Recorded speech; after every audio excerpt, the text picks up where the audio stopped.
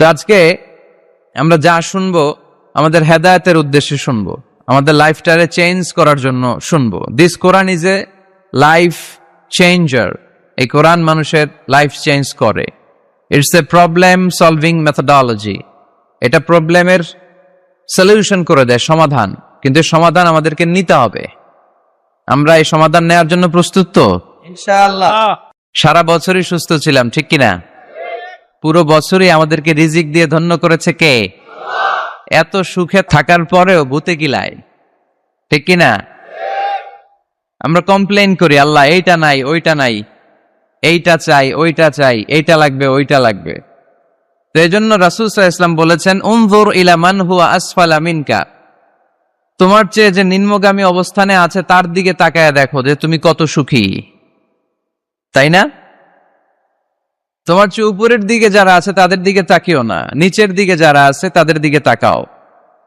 হাসপাতালের বার্ন ইউনিটে যান, আগুনে ঝলসে গিয়েছে যে সমস্ত মানুষের দেহ, তাদেরকে ভর্তি করা হয় হাসপাতালের বার্ন ইউনিটে।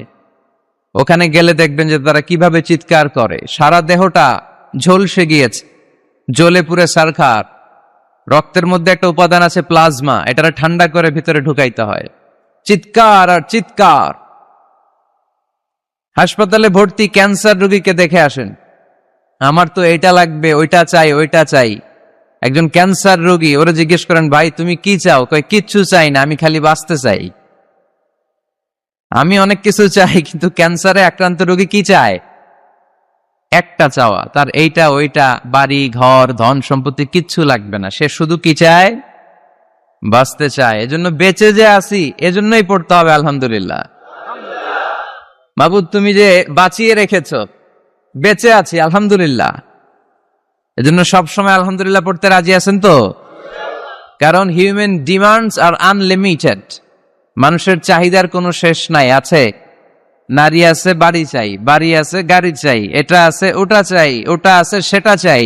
আল্লাহ রাসূল সাল্লাল্লাহু আলাইহি ওয়াসাল্লাম বললেন, ওয়ালাইয়ামলা আফাহু ইল্লা তুরাব। কবরের মাটি তোর মুখে ঢোকার আগ পর্যন্ত তোর এই চাই চাই স্বভাব কোনোদিন থামবে না। লাউ আন্না লিকুল্লি ইবনি আদম ওয়াদিয়ান মিন যাহাব আহাব্বা আন ইয়াকুনা লাহু ওয়াদিয়ান। আল্লাহ রাসূল সাল্লাল্লাহু আলাইহি ওয়াসাল্লাম বললেন, বনি আদমের প্রত্যেককে যদি একটা করে জান্নাতের স্বর্ণের পাহাড়ের মালিকও বানিয়ে দেয়া হয়। স্বর্ণের পাহাড় দেখছেন আপনারা? আমিও দেখি নাই। তো এই স্বর্ণের পাহাড় প্রত্যেককে যদি একটা করে আল্লাহ মালিক বানিয়ে দেয়, তারপরেও আমরা প্রত্যেকে আরেকটা পাহাড়ের মালিক হওয়ার জন্য ট্রাই করব। স্বভাব। আসলে সমস্যাটা কি? স্বভাব। বুঝে শুনে উত্তর করেন তো, একটা স্বর্ণের পাহাড়ের মালিক যদি আমি হই, শুধু আমি না, আমার 14 পুরুষ এটারে বিক্রি করে খেয়েও কি শেষ করতে পারবো? তাইলে আরেকটা স্বর্ণের পাহাড় লাগবে কেন আমার? আল্লাহ রাসূল সাল্লাল্লাহু আলাইহি ওয়াসাল্লাম বললেন, একটা স্বর্ণের পাহাড়ের মালিক হলেও আরেকটা স্বর্ণের পাহাড়ের জন্য মানুষ পাগল হয়ে যাবে। ওয়ালাইয়ামলা আফাহু ইল্লা তুরাব। কবরের মাটি যেদিন ওর মুখে না ঢুকবে, ওর এই খাই খাই নাই নাই এই স্বভাব তার বন্ধ হবে। আমরা ওই অকৃতজ্ঞশীল বান্দাদের অন্তর্ভুক্ত হতে চাই। আমরা সুখে দুঃখে কি পড়ব? আরো জোরে পড়েন, কি পড়ব? আমরা সব সময় আলহামদুলিল্লাহ পড়ব। আমরা সব সময় আল্লাহ শুকরিয়া করব। শুকরিয়া করলে আল্লাহ নেয়ামত বাড়িয়ে দেয়। লা ইন শাকারতুম লা আযীদান্নাকুম ওয়া লা ইন কাফারতুম ইন্না আযাবী লাশাদীদ। যদি আমার শুকরিয়া করো আমি নেয়ামত বাড়িয়ে দেব, আর না শুকরি করলে আযাব দেব। নাও দ্য ডিসিশন ইজ ইয়ার্স। আমরা আল্লাহর নেয়ামত চাই। এজন্য আমরা কমপ্লেইন করব না যে আল্লাহ এইটা দাও নাই, ওইটা দাও নাই, এইটা পাই নাই, ওইটা পাই নাই। ও অত ভালো আছে, আমি ভালো নাই কেন? ওর চাকরি হয়, আমার হইল না কেন? ও বিসিএস এ টিকে, আমি ফেল মারলাম কেন? ওর ব্যবসায় হিট লালে লাল, আমার খালি লস কেন? কিচ্ছু দিলা না আল্লাহ তুমি আমার। বলবেন এগুলা? সবসময় কি বলবো? আরো জোরে কি বলবো? This is my first and foremost message today for you. আজকের দিনের প্রথম মেসেজ হচ্ছে আমরা সব সময় আলহামদুলিল্লাহ পড়বো। রাজি আছেন? আল্লাহ তুমি কবুল করো। নানা কারণে আমাদের মন খারাপ হয়। আল্লাহ রাসূল সাল্লাল্লাহু আলাইহি ওয়াসাল্লামের মন খারাপ। আমাদের মন খারাপ হলে আমাদের বন্ধুরা আমাদের মন ভালো করে। আল্লাহ রাসূল সাল্লাল্লাহু আলাইহি ওয়াসাল্লামের বন্ধু কে? আল্লাহ রাসূল সাল্লাল্লাহু আলাইহি ওয়াসাল্লামের যখন মন খারাপ হতো স্বয়ং আল্লাহ তাআলা আল্লাহ রাসূলের মন ভালো করে দিত। সুবহানাল্লাহ আসতে পড়েন। সুবহানাল্লাহ বললে লাভ আছে না? একবার সুবহানাল্লাহ বললে আকাশের জমিনের মাঝখানের যত গ্যাপ, ফাঁকা জায়গা, এই পুরো ফাঁকা জায়গাটাতে সওয়াব দিয়ে পরিপূর্ণ করে আল্লাহ আপনার আমলনামায় ঢুকিয়ে দেয়।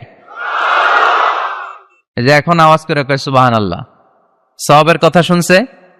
সওয়াব আছে যেখানে আমরা আছি। সূরাতুদ দুহা মোটিভেশনাল সূরা। আল্লাহ রাসূল সাল্লাল্লাহু আলাইহি ওয়াসাল্লামের বড্ড মন খারাপ, রাসূল সাল্লাল্লাহু আলাইহি ওয়াসাল্লামের মন খারাপ, আল্লাহ সহ্য হচ্ছে না। তাই রাসূল সাল্লাল্লাহু আলাইহি ওয়াসাল্লামের মন ভালো করে দেওয়ার জন্য আল্লাহ একটা সূরা নাজিল করলেন, সূরাটার নাম সূরাতু আদ-দুহা। এই সূরার কেন্দ্রীয় আলোচ্য বিষয় হচ্ছে মুমিন কখনো হতাশ হয় না, মুমিন কখনো নিরাশ হয় না, মুমিন কখনো হাল ছেড়ে দেয় না, মুমিন সব সময় ভরসা রাখে একজনের উপর, তিনি কে? আল্লাহ। আমরা কখনো হতাশ হই না, ঠিক কিনা? আমরা কখনো নিরাশ হই না, ঠিক কিনা?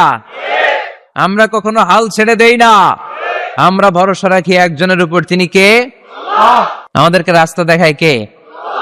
এজন্য আমরা হাল ছেড়ে দেই না, আমরা নিরাশ হই না, আমরা হতাশ হই না, আমরা ভরসা রাখি একজনের উপর, তিনি কে? আল্লাহ। হ্যাঁ, এটা ঠিক, মাঝে মাঝে আমাদের জীবনে বিপদ আসে, পরীক্ষা আসে, মুসিবত আসে, এগুলো আসে আমাদেরকে শক্ত করার জন্য, ঠিক কিনা? আমাদের কোমরকে সোজা করার জন্য, আমাদের পায়ের নিচের মাটিকে শক্ত করার জন্য, প্রতিকূল পরিবেশে কি করে বীর দর্পে দাঁড়িয়ে থাকতে হয়, নিজের অস্তিত্বের প্রমাণ দিতে হয়, সেটা শিক্ষা দেবার জন্য। এজন্য মুমিনের হারাবার কিছু নেই। লা তাইয়াসু মির রাউহিল্লাহ, আল্লাহর রহমত থেকে নিরাশ হয়ো না। ইন্নাহু লা ইয়াইয়াসু মির রাউহিল্লাহি ইল্লাল কওমুল কাফিরুন, কাফের ছাড়া, মুশরিক ছাড়া, নাস্তিক ছাড়া, মুনাফিক ছাড়া কেউ কখনো আল্লাহর রহমত থেকে নিরাশ হয় না। আমরা সব সময় আল্লাহর রহমতের ভিখারি, আমরা সব সময় আল্লাহর রহমতের প্রত্যাশী, আমরা সব পরিস্থিতিতে ভরসা রাখি একজনের উপর, তিনি কে? আল্লাহ। তাহলে এটা হচ্ছে সেন্ট্রাল থিম, যে আমরা হতাশ হব না। Never lose hope, never be frustrated, never be upset, কখনো মন খারাপ করা যাবে না, আমরা আল্লাহর উপর ভরসা রাখি। এটা হচ্ছে কেন্দ্রীয় আলোচ্য বিষয়। এই সূরাটা নাজিলের একটা ব্যাকগ্রাউন্ড আছে। যেহেতু এটা মাক্কি সূরা, আল্লাহ রাসূল সাল্লাল্লাহু আলাইহি ওয়াসাল্লামের কাছে কোরআনের আয়াতগুলো নাজিল হতে শুরু করলো, রাসূল সাল্লাল্লাহু আলাইহি ওয়াসাল্লাম কোরআনের আয়াতগুলো প্রচার করতে শুরু করলো। যাই নাজিল হয় রাসূল সাল্লাল্লাহু আলাইহি ওয়াসাল্লাম কি গোপন করে রাখতেন? বা যা নাজিল হয়েছে তার অর্ধেক শোনাইতেন, বাকিটা শোনাইতেন না? এরকম? ইয়া আইয়ুহার রাসূল বাল্লিগ মা উনজিলা ইলাইক, হে নবী, হে রাসূল, যাই নাজিল হয় আপনি ছড়িয়ে দেন। রাসূল সাল্লাল্লাহু আলাইহি ওয়াসাল্লাম ছড়াইয়া দিতেন। যেটাই নাজিল হয় কাল বিলম্ব না করে বিশ্বনবী এই আয়াতের দাওয়াত দিতে শুরু করতেন। নাজিল হলো ইকরা বিসমি রাব্বিকাল্লাযী খালাক, খালাকাল ইনসানা মিন আলাক, ইকরা ওয়া রাব্বুকাল আকরামুল্লাযী আল্লামা বিল কলম, আল্লামাল ইনসানা মা লাম ইয়ালাম। পড়েন সুবহানাল্লাহ। নাজিল হলো পড়ো তোমার রবের নামে যিনি শিখিয়েছেন। আমাদেরকে শিখিয়েছে কে? আমাদের সৃষ্টি করেছে কে? Read in the name of your lord who has created, পড়ো তোমার প্রভুর নামে যিনি শিখিয়েছেন। নাজিল হলো 5 আয়াত, আল্লাহ রাসূল সাল্লাল্লাহু আলাইহি ওয়াসাল্লাম পৌঁছে দিলেন। নাজিল হলো ইয়া আইয়ুহাল মুজাম্মিল কুমিল লাইলা ইল্লা কালিলা, বিশ্বনবী পৌঁছে দিলেন। নাজিল হলো ইয়া আইয়ুহাল মুদ্দাসসির কুম ফাআনজির, পৌঁছে দিলেন। যাই আসে পৌঁছে দিতেন, যাই আসে পৌঁছে দিতেন। কিন্তু হঠাৎ করে ওহী আসার ধারাবাহিকতা হুট করে বন্ধ হয়ে গেল, ওহী আর আসে না। ফলে রাসূল সাল্লাল্লাহু আলাইহি ওয়াসাল্লাম নতুন কোন কোরআনের আয়াত মক্কাবাসীদেরকে শোনাতে পারে। মক্কাবাসীরাও এসে রাসূল সাল্লাল্লাহু আলাইহি ওয়াসাল্লামকে খোঁচায়, বলে কি মুহাম্মদ, কিছু বলো না, যে নতুন কিছু শোনাও না, যে এতদিন তো অনেক পটপট করছো, অনেক কথা শোনাইছো, কই তোমার সেই কথা? রাসূল সাল্লাল্লাহু আলাইহি ওয়াসাল্লাম বলতে পারেন না। কেমনে বলবে? উনি কি মন গড়া কিছু বলে? ওমা ইয়ানতিকু আনিল হাওয়া ইন হুয়া ইল্লা ওয়াহয়ু ইউহা, মন গড়া তিনি কিছু বলেন না, মন মস্তিষ্ক প্রসূত কোনো কথা তিনি জাতির কাছে পেশ করেন না। তিনি তাই বলেন যা তাকে নির্দেশ দেয়া হয়, আর নির্দেশটা দেয় কে? সবাই বলতে লাগলো, মুহাম্মদ তোমার নতুন কথাবার্তা কই? রাসূল সাল্লাল্লাহু আলাইহি ওয়াসাল্লাম চুপচাপ, কিপ সাইলেন্ট। কাফিররা বলতে শুরু করলো, ইন্না মুহাম্মাদান ক্বালাহু রাব্বুহু, মুহাম্মাদের রব মুহাম্মদ রে ভুলে গিয়েছে, মুহাম্মাদের রব মুহাম্মদ রে বর্জন করেছে। তাই তো নতুন কিছু আসে না। মুহাম্মদ তোমার দিন শেষ, তোমার কাছে আর আসবে না ওহী। রাসূল সাল্লাল্লাহু আলাইহি ওয়াসাল্লাম খুব টেনশন শুরু করে দিলেন। আবু লাহাবের স্ত্রী উম্মে জামিল বলতে শুরু করলো, ইন্না শাইতানাকা কাদ তারাকাক, হে মুহাম্মদ তোমার শয়তান তোমারে তরক করছে। নাউজুবিল্লাহ পড়েন। শয়তান দ্বারা উম্মে জামিল সাইয়েদনা জিবরাইল আলাইহিস সালামকে বুঝিয়েছেন। তিনি বুঝিয়েছেন যে মুহাম্মদ, জিবরাইল তোমার কাছে আসে না, শেষ, তোমার দিন শেষ, তোমার খেলা শেষ, আর আসবে না।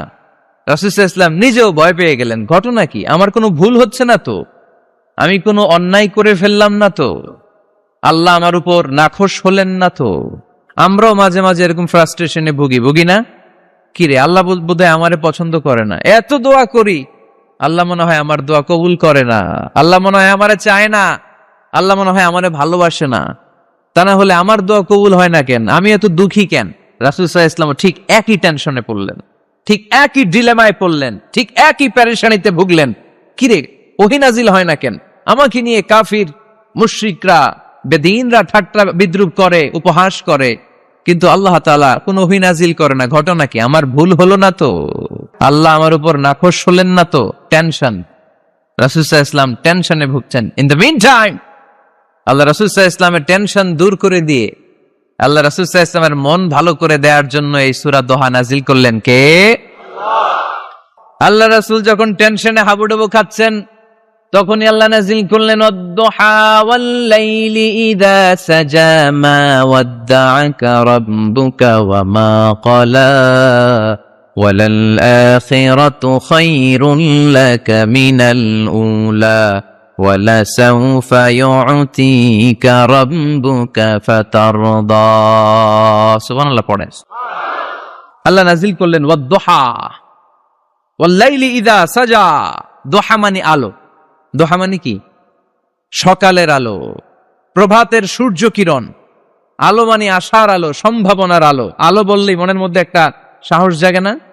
আর অন্ধকার বললেই ভয় লাগে না? আমাদের ছোট্ট বাচ্চারা বাসার ভিতরে অন্ধকার হইলে ভয় পায় না? তার মানে অন্ধকার হচ্ছে ভয়ের প্রতীক, আর আলো হচ্ছে আশার প্রতীক। সুবহানাল্লাহ পড়েন।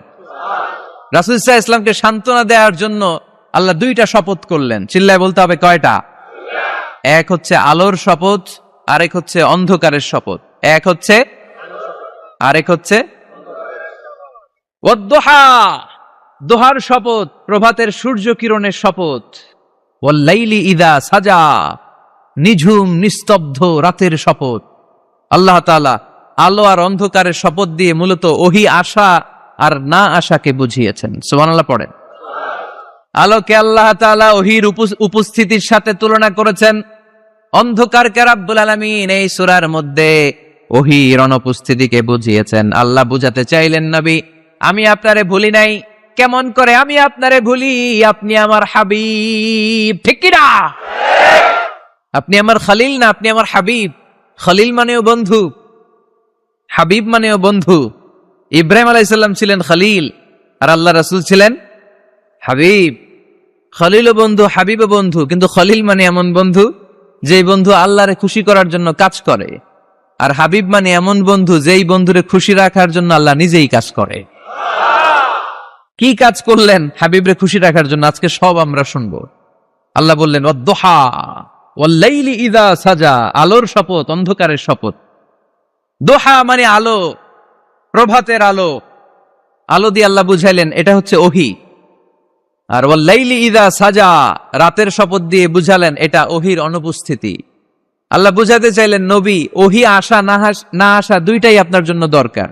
আমি আপনারে ভুলি নাই, আমি আপনারে বর্জন করি নাই, অসম্ভব। আমি আপনার উপর গোসা হই নাই, রাগ হই নাই। আমি ইচ্ছা করেই আপনার একটু বিশ্রামের সুযোগ দেওয়ার জন্য ইচ্ছা করে ওহী পাঠানো বন্ধ রেখেছি। কারণ ওহী রিসিভ করা সাধারণ কোনো বিষয় না। আল্লাহ বলেন, ইন্না সানুলকি আলাইকা কওলান সাকিলা। ও নবী, এটা একটা ভারী বাণী, এটা শক্তিশালী বাণী, এটা একটা পাওয়ারফুল মেসেজ, এটা যেন তেন কোনো বাণী নয়, কোরআনের বাণীটা কার? সবসময় যদি নবী আমি ওহী পাঠাই আপনার কষ্ট হয়ে যাবে। আমরা সপ্তাহে সরকারি চাকরি যারা করেন 7 দিনে কাজ করেন কয়দিন? হ্যাঁ, 5 দিন। ছুটি কয়দিন? তো পুরা সপ্তাহ 7 দিনে যদি কাজ থাকতো করতে পারতেন? কথা বলেন। আবার 7 দিনে যদি ছুটি থাকতো ভাল লাগতো? আল্লাহ বুঝাতে চাইলেন নবী লাগাতার যদি ওহী নাজিল করি, এটা রিসিভ করা, এই দাওয়াতটা যথাযোগ্য মর্যাদায় পৌঁছে দেয়া, এটা আপনার জন্য কষ্ট হয়ে যাবে। কারণ ওহী এটা সাধারণ কোনো বাণী নয়, এই বাণীটা কার? আল্লাহ রাসূল যখন ঘোড়ার উপরে কিংবা ওটের উপরে থাকা অবস্থায় কোরআনের আয়াত নাজিল হতো ওনার উপর, কোরআনের ভারে, কোরআনের পাওয়ারে ওটের পা গুলো, ঘোড়ার পা গুলো মরুভূমির বালির মধ্যে দেবে যেত। এত পাওয়ারফুল বাণী। লাউ আনজালনা হাযাল কুরআনা আলা জাবাল লারাআইতাহু খাশিআম মুতাসাদ্দিআম মিন খাশিয়াতিল্লাহ। হে নবী, কোরআনকে আপনার কাছে না পাঠিয়ে পাহাড়ে নাজিল করলে, মাউন্ট এভারেস্টে নাজিল করলে, তুর পাহাড়ে নাজিল করলে, আল্পস পর্বতমালায় নাজিল করলে, আলাস্কা মাউন্টেন রেঞ্জ এটার উপর নাজিল করলে, এই ময়মনসিংহের গারো পাহাড়ের উপর নাজিল করলে, মুহূর্তে এই পাহাড়গুলো ভেঙে চুড়ে চুরমার হয়ে খান খান হয়ে যেত। তার মানে এই বাণীটা কি হালকা না শক্ত? ওটের উপর থাকা অবস্থায় যখন কোরআন নাজিল হতো ওটের পা দেবে যেত। ঘোড়ার উপর থাকা অবস্থায় কোরআন নাজিল হলে ঘোড়া বসে যেত। শীতের রাতে কোরআন নাজিল হলে আম্মাজান আয়েশা বলেন আমরা কম্বল গায়ে দিয়ে কাঁপতাম। ওয়া ইন্না জাবিনাহু লা ইয়াতাফাসসাদু আরাকান, রাসূল সাল্লাল্লাহু আলাইহি ওয়াসাল্লামের দাড়ি আর থুতনি বেয়ে ঝরঝর করে ঘাম ঝরতো। এক সাহাবীর মাথার মধ্যে পা রেখে বিশ্বনবী শুয়ে আছেন, ঘন্টাখানিক শুয়ে থাকলেন। সাহাবী বলে আমার ব্যথা লাগে না। বিশ্বনবী শুয়ে আছেন, হঠাৎ করে বিশ্বনবী ঘুম থেকে জাগলেন, কিন্তু এই সাহাবীর রানের উপর থেকে মাথা তোলেন নাই। ইন দা মিন টাইম কোরআনের আয়াত নাজিল হওয়া শুরু হলো। সাহাবী বলেন 1 ঘন্টা শুয়ে আছে আমি টের পাই না, কিন্তু যখন কোরআনের আয়াত নাজিল হলো মনে হলো উহুদ পাহাড়টা আমার পায়ের উপরে চেপে বসেছে। ঘন্টাখানিক শুয়ে আছে বিশ্বনবী সাইয়েদনা যায়েদ রাদিয়াল্লাহু তাআলা আনহুর রানের মধ্যে মাথা রেখে, উনি টেরই পাচ্ছেন না। কিন্তু ইন দা মিন টাইম হঠাৎ করে সাইয়েদনা জিবরাইল কোরআনের আয়াত নিয়ে আসলেন। বিষ্ণু সাল্লাল্লাহু আলাইহি ওয়াসাল্লাম কোরআনের আয়াত রিসিভ করতে শুরু করলেন। যখনই কোরআনের আয়াত নাজিল হলো সাহাবী বলেন বিশ্বনবীর মাথার ওজনটা এত বেড়ে গেল আমার মনে হচ্ছে মুহূর্তের মধ্যে আমার পায়ের রান ফেটে খান খান হয়ে যাবে। তার মানে এই কোরআনের মধ্যে পাওয়া আছে না নাই? এটা কি হালকা বাণী না ভারী বাণী? প্রতিদিন যদি এই ভারী ভারী কথা বিশ্বনবীর কাছে রিসিভ হয়, বিশ্বনবী এই ওহির ভার স্নায়ুতে সহ্য করতে পারবে? আল্লাহ বলেন নবী আপনার কষ্ট হচ্ছে, এটা দেখে আমি ইচ্ছা করে ইন্টেনশনালি ইচ্ছা করে আপনার বিশ্রাম আর রেস্টের ব্যবস্থা রাখার জন্য কয়েকদিন ইচ্ছা করে ওহী নাজিল বন্ধ রেখেছি। কাফিররা বলে আমি আপনারে ভুলে গেছি। নো, নেভার, অসম্ভব। আপনি আমার হাবিব, আপনারে ভুলে যাওয়া আমার পক্ষে অসম্ভব। আমি আপনার উপর রাগ করি নাই, আমি ইচ্ছা করে ওহী নাজিল না করে আপনার কিছুদিনের জন্য ছুটি আর বিশ্রামের ব্যবস্থা করে দিয়েছে। চিল্লায় পড়েন সুবহানাল্লাহ। এজন্য আল্লাহ শপথ করে বললেন ওয়াদ-দুহা ওয়াল-লাইলি ইযা সাজা মা ওয়াদ্দা'কা রাব্বুকা ওয়া মা ক্বালা। আলোর শপথ, অন্ধকারের শপথ। তারপরে বিশ্বনবীরে রব্বুল আলামিন 3টা কনফার্মেশন শোনালেন। কয়টা? প্রথমে 2টা ওথ, মানে 2টা শপথ, তারপরে 3টা কনফার্মেশন, তারপরে 3টা রিমাইন্ডার, এন্ড ফাইনালি 3টা ওয়ার্ক প্ল্যান, মানে কর্মসূচি। বাংলায় বললে প্রথমে আল্লাহ 2টা শপথ করেছেন, তারপরে 2টা কনফার্মেশন করেছেন, মানে আমি আপনাকে কনফার্ম করলাম যে এগুলো আমি আপনাকে দেব। তারপরে 3টা রিমাইন্ডার দিয়েছেন, নবী আগে আপনারে কি দিছি শোনেন। আর সর্বশেষ আল্লাহ তাআলা বিশ্বনবীকে 3টা ওয়ার্ক প্ল্যান দিয়েছেন, মানে কর্মসূচি। চিল্লায় পড়তে হবে সুবহানাল্লাহ। কনফার্মেশন নাম্বার 1, মা ওয়াদ্দা'কা রাব্বুকা ওয়া মা ক্বালা। ও নবী চিন্তা করবেন না, আমি আপনারে ভুলি নাই, আমি আপনারে বর্জন করি নাই। কাফেররা যে বলে আমি আপনারে ছেড়ে দিয়েছি, ভুলে গিয়েছি, নো, আমি আপনারে ভুলি নাই, আপনারে ভুলা আমার পক্ষে সম্ভব না। সুবহানাল্লাহ পড়েন। 2 নাম্বার কনফার্মেশন আল্লাহ বললেন ওয়ালাল আখিরাতু খায়রুল লাকা মিনাল উলা। পড়েন ওয়ালাল আখিরাতু খায়রুল লাকা মিনাল উলা। ও নবী দুনিয়ার জীবনের চাইতে আখিরাতের জীবন আপনার জন্য শ্রেষ্ঠ। কিন্তু আমরা দুনিয়ার পিছনে পড়ে থাকি। আল্লাহ বললেন ওয়ালাল আখিরাতু, অবশ্যই আখিরাত, খায়রুল লাকা, আপনার জন্য উত্তম, মিনাল উলা, এই দুনিয়ার চেয়ে, and verily indeed the hereafter is far better for you than this dunya. অবশ্যই অবশ্যই এই দুনিয়ার ক্ষণস্থায়ী জীবন আপনার জন্য উত্তম নয়, আখিরাত এই দুনিয়ার চেয়ে 1000 গুণ বেশি উত্তম। চিল্লায় কোন সুবহানাল্লাহ। আবার আরেক আয়াতে আল্লাহ বললেন বাল তুসিরুনাল হায়াতাদ দুনিয়া ওয়াল আখিরাতু খায়রুন ওয়া আবাকা। তোমরা এই দুনিয়ার জীবনকে প্রাধান্য দিয়ে থাকো, কিন্তু দুনিয়াটা শ্রেষ্ঠ নয়, আল্লাহর কাছে আখিরাত হলো শ্রেষ্ঠ, আখিরাত হলো স্থায়ী। সুবহানাল্লাহ পড়েন। তাহলে প্রথমে কনফার্ম করলেন নবী নো টেনশন, নো টেনশন, আমি আপনার সাথে আছি। আল্লাহ যদি সাথে থাকে আর কিছু লাগে? 2 নাম্বার কনফার্মেশন। আচ্ছা, আমরা মাঝে মাঝে মেসেজ পাঠালে মেসেজ পৌঁছলো কিনা কনফার্মেশন আছে না? কনফার্মেশন মেসেজ পাঠায় না? একটা টপ আপ করলাম বা ইন্টারনেটের প্যাকেজ নিলাম, এটা অ্যাক্টিভ হলো কিনা একটা কনফার্মেশন মেসেজ আসে না? প্রথম কনফার্মেশন, নবী আমি আপনার সাথে আছি। দ্বিতীয় কনফার্মেশন, নবী এই দুনিয়ায় সাময়িক কিছু কষ্ট করেন, কিন্তু আখিরাতে আপনার জন্য কল্যাণ রেখে দিয়েছে কে? 3 নাম্বার কনফার্মেশন, আল্লাহ বললেন ওয়ালা সাউফা ইউতিকা রাব্বুকা ফাতারদা। ও নবী আমি আপনার সাথে আছি, আখিরাতকে আপনার জন্য সাজিয়ে প্রস্তুত করে রেখেছি, আর এই দুনিয়ার বুকে এমন এমন জিনিস আমি আপনারে দান করব, এগুলো পেয়ে দুনিয়ায় আপনি খুশি হয়ে যাবেন। এমন এমন জিনিস আমি আপনাকে দেব, and verily I'm going to give you something that will make you happy. ও নবী এমন এমন জিনিস আমি মাক্কি জীবন থেকে শুরু করে until your death, আপনার মৃত্যু পর্যন্ত আমি দেব, এগুলো পেয়ে আপনি খুশি হয়ে যাবেন। সুবহানাল্লাহ। বাড়িতে যে বললেন দিবে কে? খুশি করবেন কারে? আল্লাহকে, বিশ্বনবী সাল্লাল্লাহু আলাইহি ওয়াসাল্লামকে। খুশি করবেন কে? আর খুশি হবে কে? বিশ্বনবী। সুবহানাল্লাহ পড়েন। ওয়ালা সাউফা ইউতিকা রাব্বুকা ফাতারদা। নবী এমন এমন জিনিস আমি আপনাকে দেব, আপনার এই পেরেশানি, দুঃখ, কষ্ট আপনার থাকবে না। কখনোই আমি আপনার মন খারাপ হতে দেব না। যখনই আপনি চিন্তিত, যখনই আপনি টেনশনে আছেন, যখনই আপনি পেরেশানিতে আছেন, এমন নাজ নেয়ামতার খুশামদেদ আপনারে শোনাবো, সুখের সংবাদ শোনাবো, ওই সংবাদ শুনে আপনি নবী খুশি হয়ে যাবেন। তার মানে নবীর মন ভালো করার দায়িত্ব নিছে কে? কি আল্লাহ পাইছি আমরা। বিশ্বনবীর মন খারাপ, তখনই আল্লাহ অ্যাক্টিভ, তখনই আল্লাহ নেয়ামত পাঠায়। কিভাবে বিশ্বনবীর মন ভালো করেন আল্লাহ? মক্কাতে বিশ্বনবী যখন দাওয়াতি কাজ শুরু করলেন, বিশ্বনবী দেখলেন মক্কায় 2টা লোক আছে, এই 2 লোকের এক লোক যদি আমার ইসলামের ছায়ার তলে না আসে, তাহলে মক্কায় ইসলামের দাওয়াতকে বেগবান করা আমার জন্য কঠিন হয়ে যাবে।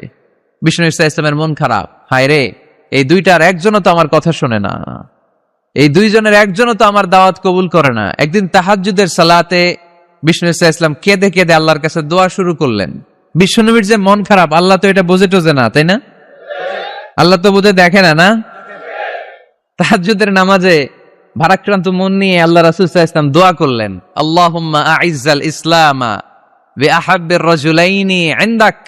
আল্লাহ, মক্কার 2টা লোকের নাম তোমার কাছে বলবো আজকের তাহাজ্জুদের মুনাজাতে।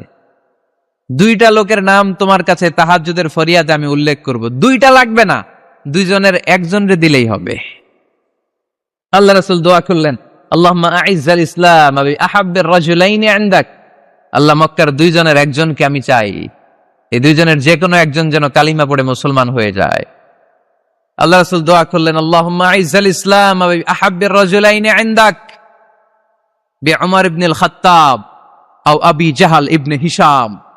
আল্লাহ, হিশামের বেটা আবু জাহেল এরে দাও, নাইলে খাত্তাবের বেটা ওমর রে দাও। সুবহানাল্লাহ পড়বেন না? কিন্তু আল্লাহ রাসূলের দোয়া কবুল হয় না। আল্লাহ রাসূল অপেক্ষা করছেন। ইন দা মিন টাইম সাফা পাহাড়ের পাদদেশে আরকাম ইবনে দারিল আরকামের ঘরে বিশ্বনবী বসে বসে কোরআনের দাওয়াত লুকিয়ে লুকিয়ে দিচ্ছিলেন। সাইয়েদনা ওমর ফারুক তখনও কালিমা পড়েন নাই।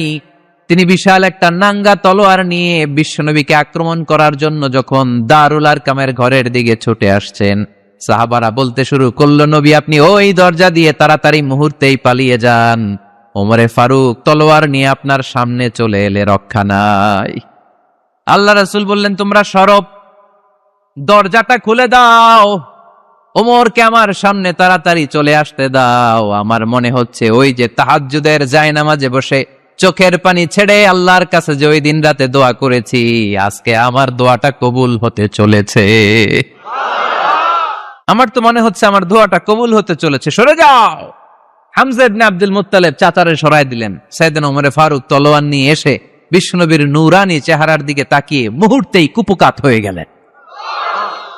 তলোয়ারটা বিশ্বনবীর সামনে রেখে দিয়ে বললেন, আশহাদু আল্লা ইলাহা ইল্লাল্লাহ ওয়া আশহাদু আন্না মুহাম্মাদান আবদুহু ওয়া রাসূলুহু। আমি সাক্ষ্য দিলাম আল্লাহ ছাড়া কোনো ইলাহ নাই, আপনি মুহাম্মদ আল্লাহর রাসূল। বিশ্বনবীর মন খুশি হয়ে গেল। ওয়ালা সাউফা ইউতিকা রাব্বুকা ফাতারদা। নবী হে, অচিরে এমন এমন জিনিস আমি আপনারে দেব, আপনি পাবেন আর খুশি হবেন, পাবেন আর খুশি হবেন। আপনার মন খারাপ, আমি আল্লাহ নিজ দায়িত্বে মন ভালো করে দেব। পড়েন সুবহানাল্লাহ। সাইয়েদনা ওমর ফারুক মুসলমান হয়ে গেলেন। এবার আবু জাহেল, উতবা, শাইবা, ওয়ালিদ ইবনে মুগিরা এদের টনক নড়ে উঠল। কারণ ওমরে ফারুকের মতো শক্তিশালী লোক মক্কায় দ্বিতীয়টা ছিল। উনি বললেন, ইয়া রাসূলুল্লাহ, আপনি কি সত্য নবী না? আল্লাহ রাসূল বললেন, হ্যাঁ সত্য নবী। এই কোরআন কি সত্য না? সত্য। ইসলাম কি সত্য ধর্ম নয়? এটাও সত্য। ওমরে ফারুক বললেন, ফাফিমাল ইখতিফা, তাহলে লুকায় লুকায় কেন? তাহলে সাফা পাহাড়ের পাদদেশে আরকাম ইবনে আবিল আরকামের ঘরের ভেতরে অন্ধকার কূপে দাঁড়িয়ে কোরআনের তেলাওয়াত কেন? ময়দানে নেমে পড়েন, আমি ওমর আছি, দেখি কে কি করবে। রাসূল সাল্লাল্লাহু আলাইহি ওয়াসাল্লাম বললেন, না, এটা মাক্কি জীবন, ধীরে সুস্থে দাওয়াতি কাজ করো। ওমর ফারুকও ছাড়বে না। বললেন, ইয়া রাসূলুল্লাহ, একটা মিছিলের অনুমতি দেন। আল্লাহ রাসূল বললেন, যাও মিছিল দাও। ওমর ফারুক 2টা লাইন করলেন, মোট খুঁজে পেলেন 11 জন। সুবহানাল্লাহ পড়েন। এক লাইনের নেতা বানালেন আল্লাহ রাসূল সাল্লাল্লাহু আলাইহি ওয়াসাল্লামের খুদ চাচা হামজা ইবনে আব্দুল মুত্তালিবকে। আর আরেক লাইনে উনি দাঁড়ালেন 6 জন 6 জন 12 জন, উনি সহ 12 জন, 12 জনের মিছিল। সুবহানাল্লাহ পড়বেন না? তো এই মিছিলের সামনে দাঁড়িয়ে উনি একটা ছোট্ট এক বাক্যের ভাষণ দিলেন। উনি বললেন, মান আরাদা আন তাসকুলা উম্মু ইয়াতামা ওয়ালাদু তারমিলা যাওজাতুহু ফালিয়াসুদ্দানি। এই মক্কার নেতা খেতারা, কে আছো? কে চাও মায়ের বুককে খালি করতে? কে চাও সন্তানগুলোরে ইয়াতিম বানাতে? কে চাও তোমার স্ত্রীকে বিধবা বানাতে? সামনে আসো, পারলে আমি ওমরে ঠেকাও।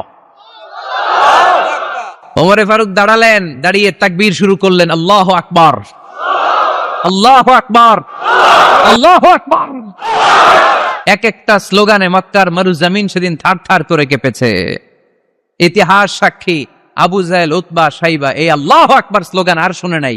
হঠাৎ ভাবলো, ঘটনা কি? কার এত সাহস আমার নির্বাচনী এলাকায় আল্লাহু আকবার নামে স্লোগান দেয়? নেমে আসলো, ঘর থেকে বাইরে আইসা দেখে মিছিলের সামনে কে? ওমর রে দেখে দিছে এক দৌড়। শুধু কাফেররাই সাইয়েদনা ওমরে ফারুককে দেখে দৌড়াতো না, মুনাফিকরাও ওমরে ফারুককে দেখে দৌড় মারতো। ইভেন ইবলিস শয়তান ওমরে ফারুককে দেখলে দৌড় মারতো। সুবহানাল্লাহ পড়তে পারলেন না? আল্লাহ রাসূল ওমরে ফারুককে দেখলে বলতেন, ওমর, মা সালাকা শাইতান সালিকান ফাজ্জান ইল্লা সালাকা ফাজ্জান গায়রা ফাজ্জিকুম। ওমর, ইবলিস শয়তান যদি তোমার কোনো রাস্তা দিয়ে হাঁটতে দেখে, ইবলিস শয়তান ওই রাস্তা রেখে দিয়ে অন্য রাস্তা দিয়ে হাঁটে। ওমরে ফারুক আল্লাহর গিলাফ যে স্পর্শ করলেন আর মিছিল থামালেন, ওইরকম ওমর আমাদের দরকার আছে না নাই? বিশ্বনবী বললেন, লা নাবিয়্যা বা'দি ওয়ালা রাসূলা, আমার পরে কোনো নবী নাই, কোনো রাসূল নাই, তবে আমার পরে যদি কেউ নবী হতো, লাউ কানা বা'দি নাবিয়্যুন লাকানা উমর, আমার পরে যদি নবী হওয়ার যোগ্যতা কারো থাকে, আমার প্রাণের সাহাবা ওমরের ওই যোগ্যতা আছে।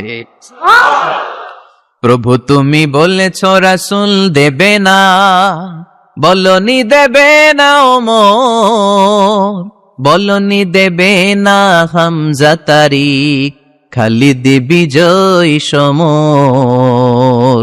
প্রভু তুমি বলেছ রাসূল দেবে না, বলনি দেবে না ওমর, বলনি দেবে না হামজা তারিক, খালিদ বিজয় সমর। প্রভু তুমি বলেছ রাসূল দেবে না। সুবহানাল্লাহ পড়েন। ওইরকম একটা ওমর হইলে আমাদের জন্য এনাফ। ওই একটা ওমরের অপেক্ষায় বসে আছে গোটা মুসলিম উম্মাহ। চিল্লায় বলো ঠিক কিনা? ওমরে ফারুক কালিমা পড়ে মুসলমান হয়ে গেলেন, বিশ্বনবী খুশি হয়ে গেলেন। ওয়ালা সাউফা ইউতিকা রাব্বুকা, আল্লাহ বললেন নবী, যখনই আপনার মন খারাপ, যখনই আপনি পেরেশানিতে ভুগবেন, যখনই আপনি টেনশন করবেন, তখনই আপনার মন ভালো করে দিবে কে? আল্লাহর ঘোষণা, and verily Allah gonna give you something that will make you happy, এমন জিনিস আমি দেব, আপনি খুশি হয়ে যাবেন। আল্লাহ রাসূল সাল্লাল্লাহু আলাইহি ওয়াসাল্লাম দাওয়াত দিতে দিতে তায়েফ চলে গেলেন। তায়েফ নাম শুনেছেন? মক্কা থেকে 80 মাইল দূরে। আমি গিয়েছি কয়েকবার। ঠান্ডা এলাকা, 6000 ফিট উঁচু, মেঘ নেমে আসে। তায়েফে গেলে কেউ বিশ্বাসই করবে না এটা সৌদি আরবের অংশ। বৃষ্টি হয়, কি হয়? চাষাবাদ হয়, অনেক ফলমূল আর শাকসবজি পাওয়া যায়। আল্লাহ রাসূল সাল্লাল্লাহু আলাইহি ওয়াসাল্লাম 80 মাইলের মরুর পথ পাড়ি দিলেন। আমাদের মতো প্রাইভেট কারে চড়ে গেছিলেন, তাই না? আহা, এই লম্বা মরুর পথ, তপ্ত মরুভূমি, সূর্যের প্রচন্ড তাপ উপেক্ষা করে তায়েফে গেছিলেন জমির মামলার মীমাংসা করতে। কি করতে? তায়েফবাসীদেরকে দাওয়াত দেওয়ার জন্য। আল্লাহ রাসূলের নিজের কোনো স্বার্থ ছিল? কথা কয় না। তায়েফবাসীদেরকে জাহান্নামের আগুন থেকে বাঁচানোর জন্য, তায়েফবাসীরা যাতে মাইন না খায়। আহা, কি নবী ছিল! সে কোন বন্ধু বলো বেশি বিশ্বস্ত, সে কোন বন্ধু বলো বড় বিশ্বস্ত, কার কাছে মন খুলে দেয়া যায়, কার কাছে প্রাণ খুলে বলা যায়, হওয়া যায় অতি আশ্বস্ত। তার নাম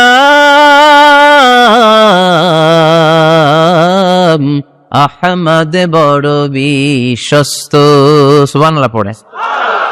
কি দিল দরিয়া নবী ছিলেন, রাহমাতাল লিল আলামিন। I have sent you as a mercy for the entire universe. নবী হে, আমি আপনাকে গোটা বিশ্বের জন্য রহমত করে প্রেরণ করেছি। কোন সুবহানাল্লাহ। রহমতের নবী, দয়ার নবী, দাওয়াত দেওয়ার জন্য 80 মাইলের লম্বা মরুর পথ পাড়ি দিয়ে তায়েফের ময়দানে যখন ছুটে যায়, তায়েফের ছেলেরা বিশ্বনবীর দাওয়াত তো কবুল করেই নাই, বরং বিশ্বনবীর অপমান করেছে, বিশ্বনবীকে লাঞ্ছিত করেছে, বিশ্বনবীর সাথে মারপিট করেছে, বিশ্বনবীর গায়ে পাথর মেরেছে। এই সুশ্রী দেহটা বেয়ে বেয়ে ঝরে ঝরে বিশ্বনবীর গা থেকে টপ টপ করে তায়েফের জমিনে তাজা লাল খুন ঝরেছে। গিয়েছে তায়েফবাসীদের বাঁচানোর জন্য, নিজের কোনো স্বার্থ নাই। তায়েফবাসীরা যেন জাহান্নামের আগুনে না জ্বলে, কিন্তু তায়েফবাসীরা বিশ্বনবীর আঘাত করেছে। 3-3টা জায়গায়, আমি দেখে এসেছি জায়গাগুলা, 3-3টা জায়গায় বিশ্বনবীকে আহত করা হয়েছে। খেয়ে না খেয়ে দিন প্রচারের কাজে নিজেকে দিয়েছ বিলিয়ে, তায়েফের কাফিরেরা চিনল না সে আলো, দুষ্ট ছেলেদের পিছু দিল লেলিয়ে, পাথরের আঘাতে ক্ষত বিক্ষত হয়ে সারা শরীর থেকে রক্ত ঝরে। হে রাসূল, তোমাকে ভুলি আমি কেমন করে, হে রাসূল, তোমাকে ভুলি আমি কেমন করে, হাজার ব্যথা বেদনার পরে ফিরে আসনি তুমি আপন ঘরে, দিনের আলো তুমি ছড়িয়ে দিতে, চলে গেলে মদিনায় মক্কা ছেড়ে। হে রাসূল, তোমাকে ভুলি আমি কেমন করে, হে রাসূল, তোমাকে ভুলি আমি কেমন করে। পড়েন আল্লাহু আকবার। খেয়ে না খেয়ে বিশাল পথ পাড়ি দিয়ে দাওয়াত দিলেন, বিনিময়ে পেলেন পাথরের আঘাত, রক্তাক্ত হলেন বিশ্বনবী। আদ্দাস নামে খ্রিস্টান ছেলে বিশ্বনবীর হাতে কালিমা পড়ে মুসলমান হয়ে গেল। আল্লাহু আকবার। বিশ্বনবী খেজুর বাগানে ঢুকলেন, গা দিয়ে ঝরো ঝরো ঝরো ঝরো করে রক্ত বয়ে যায়। সাইয়েদনা যায়েদ রাদিয়াল্লাহু তাআলা আনহু পানি নিয়ে আসলেন। বিশ্বনবী ওযু করলেন, ফজরের নামাজে দাঁড়িয়ে লম্বা কেরাত পড়লেন। কেরাত শেষে বিশ্বনবী বসে আছেন, মন খারাপ। কার মন খারাপ? 80 মাইলের পথ পাড়ি দিয়ে আসলাম, মিশন তো সাকসেসফুল হয় নাই, কেউ তো কালিমা পড়ে নাই, আরো আমার পিছু লেগেছে, আহত করেছে আমাকে। বিষ্ণুনবীর মন খারাপ, এত কষ্ট করে এত ভালো মন নিয়ে এত সুন্দর করে দাওয়াত দিলাম, কেউ দাওয়াত শুনলো না। বিষ্ণুনবীর মন খারাপ, আর এই দৃশ্য আরশের উপর থেকে দেখে কে?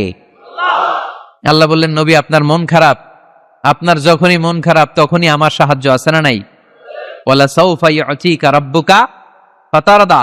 আল্লাহ জানিয়ে দিলেন, নবী আপনি জানেন না, আপনি দেখেন নাই, ফজরের লম্বা কোরআনের তেলাওয়াত যখন আপনি করছিলেন, আপনার পিছন দিয়ে একদল জিন চলে যাচ্ছিল। জিন কারা যাচ্ছিল? এই জিন জাতি বিশ্বনবীর তেলাওয়াত শুনে থমকে দাঁড়িয়েছে। কিরে, এত সুন্দর বাক্য তো জীবনে শুনি নাই, এত সুন্দর কথামালা, শব্দের ব্যঞ্জন, ভাষার মাধুর্য, অলংকার কখনো তো শুনি নাই। এটা তো কোনো মানুষের বানানো কথা হতে পারে না, এটা মন্ত্র হতে পারে না, এটা কবিতা হতে পারে না, এটা নিশ্চয় আল্লাহর বাণী। ইন্না সামি'না কুরআনান আজাবা ইয়াহদি ইলার রুশদি ফাআমান্না বিহি। নিশ্চয় আমরা আজীব কোরআন শুনেছি, শুধু শুনেই ক্ষান্ত থাকবো না, যেই কোরআন শুনেছি ওই কোরআনের উপর বিশ্বাস এনে আমরা জিনেরা মুসলমান হয়ে গেলাম। তারা তাদের এলাকায় যে দাওয়াত দিতে শুরু করলো। এই দৃশ্য বিশ্বনবী দেখছে নাকি? বিশ্বনবী তো তেলাওয়াত করতেছে ফজরের নামাজে।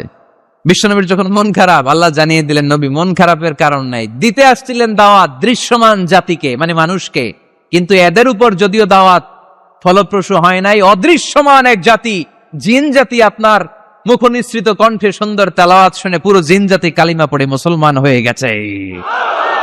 ওয়ালা সাউফা ইউতিকা রাব্বুকা ফাতারদা। নবী যেখানেই আপনি পেরেশান, যেখানে আপনার মন খারাপ, ওখানেই মন ভালো করে দিবে কে? আল্লাহ রাসূল সাল্লাল্লাহু আলাইহি ওয়াসাল্লামের প্রিয়তমা স্ত্রী খাদিজাতুল কুবরা আত-তাহেরা রাদিয়াল্লাহু তাআলা আনহা ইন্তেকাল করলেন। রাসূল সাল্লাল্লাহু আলাইহি ওয়াসাল্লামের হৃদয়টা ভেঙে খানখান হয়ে গেল। চাচা আবু তালেব ইন্তেকাল করলেন, হৃদয়টা ভেঙে খানখান হয়ে গেল। চারদিক থেকে শত্রুতা বাড়তে শুরু করলো, কোন দিক থেকে সাহায্য নাই। বিশ্বনবী আবার পেরেশান, কই যাব, কোথায় গেলে আশ্রয় পাবো? আমার তো কেউ নাই, কেউ আমার দুনিয়ায় বেঁচে নাই। প্রাণাধিক প্রিয় স্ত্রী খাদিজাতুল কুবরা দুনিয়া ছেড়ে বিদায় নিল। যেই চাচা আমার শেল্টার দিয়ে রাখতো কাফেরদের হাত থেকে, চাচাও চলে গেল। এখন আমি কই যাব? আল্লাহ বললেন, কই যাবেন? জায়গা পান না, আমার আরশে চলে আসেন, আমার আরশে চলে আসেন। সুবহানাল্লাযী আসরা বিআবদিহি লাইলাম মিনাল মাসজিদিল হারামি ইলাল মাসজিদিল আকসা। সুবহানাল্লাহ পড়েন। সাইয়েদনা জিব্রাইলকে দিয়ে আল্লাহ সারপ্রাইজ দিলেন তার নবীকে। কি দিলেন? সারপ্রাইজ শব্দটার সাথে পরিচিত না আমরা? হঠাৎ করে কাউকে এমন কিছু দেখালাম বা দিলাম সে কল্পনাও করে নাই। সাইয়েদনা জিব্রাইল মারফত আল্লাহ তাআলা তার প্রিয় হাবিবকে সারপ্রাইজ দিলেন। তিনি তার চাচাতো বোনের ঘরে শুয়েছিলেন, হঠাৎ করে সাইয়েদনা জিব্রাইল ঘরের ছাদকে উঠিয়ে ফেললেন, বিশ্বনবীকে শাঁ করে নিয়ে হাতিমে শুইয়ে দিলেন, গলার এখান থেকে নাভি পর্যন্ত ছিঁড়ে ফেললেন। এটাকে বলে ওপেন হার্ট সার্জারি, শাক্কে সাদর, সিনা চাক করলেন। আল্লাহ রাসূলের হৃদয় বের করে জামজামের পানি দিয়ে ধৌত করলেন। হৃদয়ে নূর, ঈমান, হিকমা, প্রজ্ঞা দিয়ে হৃদয়টারে আবার পরিপূর্ণ করলেন, আবার সেলাই করে দিলেন। তারপরে সরাসরি এখান থেকে বাইতুল মাকদাস, ওখান থেকে আল্লাহর আরশে নিয়ে গেলেন। আল্লাহ সাউফা ইউতিকা রাব্বুকা ফাতারদা। নবী, এমন এমন জিনিস আমি আপনারে দেব, আপনি তো নিয়ে কুল পাবেন না। যখনই আপনার মন খারাপ, তখনই আমার দেয়া নেয়ামত আপনার জন্য আছে না নেই? মেরাজে চলে গেলেন, রবের সাথে সাক্ষাৎ করে দুনিয়ায় আসলেন। আসার পরে মক্কার লোকেরা আবার বিশ্বনবীকে হত্যার ষড়যন্ত্র শুরু করে দিল। বিশ্বনবী ডানে যাওয়ার জায়গা পায় না, বায়ে যাওয়ার জায়গা পায় না, সামনেও যেতে পারে না, পেছনেও যেতে পারে না। আল্লাহ বললেন, নবী এই এলাকায় আর থাকার দরকার নাই, আপনি মদিনায় চলে যান। তবা, তয়বা, মদিনাতুন নবী, পবিত্র শহর, যে শহরের মাটিতে বরকত, যে শহরের বালুতে বরকত। চিল্লায় পড়েন সুবহানাল্লাহ। বিশ্বনবী আল্লাহ তাআলার আদেশে এই কষ্টকর পরিস্থিতি থেকে উত্তরণের জন্য মক্কা থেকে মদিনায় গেলেন। মদিনায় যাওয়ার সাথে সাথে লোকজন গাইতে শুরু করলো, তালাআল বাদরু আলাইনা মিন সানিয়াতিল ওয়াদা ওয়াজাবা শুকরু আলাইনা ما دعا لله دا أيها المبعوث فينا جئت من أمر المطاع جئت شرفت المدينة مرحبا يا خير دار সবাই পড়েন طلع البدر علينا من ثنيات الوداع وجب الشكر علينا ما دعا لله دا সুবহানাল্লাহ পড়েন। মক্কায় অত্যাচার, মক্কা থেকে গেলেন, সবাই ফুল নিয়ে দাঁড়ায় আছে আর পড়তে আরম্ভ করছে তলা আল বদ্রু আলাইনা। আবার বৃদ্ধ বনিতা, মদিনার ছোট বড় মাঝারি নারী পুরুষ কেউ বাদ যায় নাই, সবাই বিষ্ণু ইসলামকে ওয়েলকামিং রিসেপশন দেওয়ার জন্য চলে এসেছে। দৃশ্য দেখে বিশ্বনবীর মন খারাপ ছিল, আবার মন ভালো হয়ে গেল। এজন্য আল্লাহ বললেন ওয়াদ-দুহা ওয়াল-লাইলি ইযা সাজা মা ওয়াদ্দা'আকা রাব্বুকা ওয়া মা ক্বালা وللآخرة خير لك من الأولى ولسوف يعطيك ربك فترضى سبحان الله পড়েন আওয়াজ করে ولسوف يعطيك ربك فترضى। এ নবী এমন এমন জিনিস দিব আপনি খুশি হয়ে যাবেন, খুশি হয়ে যাবেন। মদিনাতে যে রাসূল সাল্লাল্লাহু আলাইহি ওয়াসাল্লাম মসজিদে নববী প্রতিষ্ঠা করলেন, আল্লাহ তাআলা কিবলা চেঞ্জ করে দিলেন। আগে পড়তো মক্কার দিকে নামাজ, এখন পড়ে ফিলিস্তিনের দিকে নামাজ। 16 থেকে 17 মাস রাসূল সাল্লাল্লাহু আলাইহি ওয়াসাল্লাম ফিলিস্তিনের দিকে, মানে ইহুদিরা যে দিকে নামাজ পড়ে ওই দিকে হয়ে নামাজ পড়লেন। কারণ আদেশটা কার? আল্লাহ। জোরে বলেন সবাই, আদেশটা কার? আল্লাহ। কিন্তু নবীর মন মানে না, নবীর মনে বড্ড আশা। আমার জন্মস্থান, আমার প্রিয় শহর মক্কার কাবা ঘরের দিকে যদি আমি সেজদা দিতে পারতাম আমার বড্ড ভাল লাগতো। কারণ কাবা আমার জন্মস্থান, মক্কা আমার জন্মস্থান, আমার বংশের গোড়া, আমার আদি পিতা ইসমাইল ইব্রাহিম এই কাবা ঘর নির্মাণ করেছে। তাই প্রত্যেকটা নামাজের পরে বিশ্বনবী আকাশের দিকে তাকায়, মনে মনে ভাবে কাবা যদি চেঞ্জ হয়ে যেত, কিবলা যদি আল্লাহ পরিবর্তন করে দিত কতই না ভালো হতো। নামাজ শেষে বিশ্বনবী দুঃখ নিয়ে উপরে তাকায়, আল্লাহ তো আর দেখে টেকে না, তাই না? দেখে দেখে। আল্লাহ বলে কাদ নারা তাকাল্লুবা ওয়াজহিকা ফিস সামাই, ও নবী আপনি যে আকাশের দিকে তাকিয়ে মন খারাপ করে মনে মনে বিড়বিড় বিড়বিড় করে কি কি বলেন সব আমি জানি, সব আমি দেখি। ফাওয়াল্লি ওয়াজহাকা শাতরাল মাসজিদিল হারাম, আর দেরি নয়, আর কাল বিলম্ব নয়, যেখানে ফিরে আপনার সেজদা দিতে মনে চায় আজ থেকে ওই কাবার দিকে আপনার কিবলা আমি মুহূর্তেই পরিবর্তন করে দিলাম গো নবী। নবীর যেটা মন চাইতেছে আল্লাহ ওইটাই দিতেছে। সুবহানাল্লাহ পড়েন। এজন্যই বলেছি খালিল মানে এমন বন্ধু যেই বন্ধু আল্লাহরে খুশি করার জন্য কাজ করে, আর হাবিব মানে এমন বন্ধু যেই বন্ধুরে খুশি করার জন্য আল্লাহ নিজেই কাজ করে। কোন সুবহানাল্লাহ। ফাওয়াল্লি ওয়াজহাকা শাতরাল মাসজিদিল হারাম, মসজিদে হারামের দিকে মুখ ঘুরান নবী, মুখ ঘুরান। আপনার দুঃখ আমার সহ্য হয় না, যেদিকে আপনার নামাজ পড়তে মনে চায় ওই কাবার দিকেই পড়েন, চিল্লায় কোন সুবহানাল্লাহ। এভাবে যত জায়গায় নবী চিন্তিত, নবীর চিন্তা দূর করে দিছে কে? আল্লাহ। আল্লাহ রাসূল এই কোরআন থেকে জানতে পারলেন আগের নবীরা হায়াত পেয়েছে 1000 বছর, 2000 বছর। আগের নবীর উম্মতেরা হায়াত পেয়েছে 800 বছর, 1200 বছর। আমাদের নবী পৃথিবীতে বেঁচে ছিলেন কয় বছর? সবাই বলেন। এবং সুনানে তিরমিজির হাদিস, আল্লাহ রাসূল সাল্লাল্লাহু আলাইহি ওয়াসাল্লাম বলেছেন আমারু উম্মতি মা বাইনা আস-সিত্তিন ইলা 70, আমার উম্মতের গড় বয়স হবে 60 থেকে 70। ওয়া আকাল্লুহুম মা ইয়াজুজু যালিক, এর চেয়ে বেশি হায়াত পাবে হাতে গোনা অল্প কয়েকজন। বেশিরভাগই 60-70 এর মধ্যে মরে শেষ, ঠিক কিনা? এখন আমাদের সমাজের কি অবস্থা? এটাই তো। কত কত বাঁচে? 100 বয়স হয়েছে এরকম কে কে আছেন দেখি? আচ্ছা 80 বছর কার আছে দেখি? 80 পাওয়া যাবে বোধহয়, দুই একটা। ওই যে মাশাআল্লাহ মাশাআল্লাহ মাশাআল্লাহ, এই চাচারা আছে, আল্লাহ কবুল করুক, আল্লাহ আরো হায়াত বাড়ায় দেখ। 50 আছেন কে কে দেখি? 50 অনেক অনেক, হাত নামান হাত নামান, অনেক হায়াত পাইছেন আপনারা, আল্লাহ আরো হায়াত দেখ, আরো হায়াত দাস করুক, পড়ি আমিন। আমার উম্মতি মা বাইনা 60 ইলা 70, আমার উম্মতের গড় বয়স হবে 60 থেকে এই কথা শোনার পরে বিশ্বনবী আবার কাঁদতে শুরু করলেন। কারণ বিশ্বনবীর টেনশন হচ্ছে, আগের উম্মতের হায়াত পাইছে বেশি, আবাদত করছেও, আমার উম্মত হায়াত পাইছে কম, আবাদতের সুযোগও। হায়রে, আমার উম্মতের কি হবে, আমার উম্মতের কি হবে? এই নবী তো এমন নবী, সব নবীকে আল্লাহ একটা দোয়া করার সুযোগ দিয়েছিলেন, যে দোয়াটা করা মাত্রই কবুল। এটাকে আরবিতে বলে দাওয়া মুস্তাজাবা, লিকুল্লি নবিয়িন দাওয়া মুস্তাজাবা। সব নবীকে আল্লাহ একটা করে দোয়া করার সুযোগ দিয়েছে, আর এই দোয়াটা করা মাত্রই কবুল। আর সব নবীরা দুনিয়াতেই ওই দোয়া করে ফেলেছে। আল্লাহ রাসূল সাল্লাল্লাহু আলাইহি ওয়াসাল্লাম বলেছেন, ওয়া ইন্নী আখতাবিউ দাওয়াতি শাফাআতান লি উম্মতি ইয়াউমাল কিয়ামা। ওই দোয়াটা আমি দুনিয়ায় করি নাই, ওই দোয়াটা আমি তোমাদের জন্য কিয়ামতের ময়দানে যাতে তোমাদেরকে সুপারিশ করে জান্নাতে ঢুকাতে পারি, ওই জন্য রেখে দিয়েছি। আহা, কত কষ্টে বিষ্ণু সাল্লাল্লাহু আলাইহি ওয়াসাল্লাম ছিলেন, খাবার ছিল না, পেটে পাথর বেঁধেছেন। যদি বলতেন আল্লাহ ওই দোয়াটা করলাম, আপনি খাবার দেন, জান্নাতের খাবার পাঠাই দিত কে? উহুদের ময়দানে দাঁত ভেঙেছেন, রক্ত ঝরেছে, যদি দোয়াটা করতেন মুহূর্তে বিজয় দিত কে?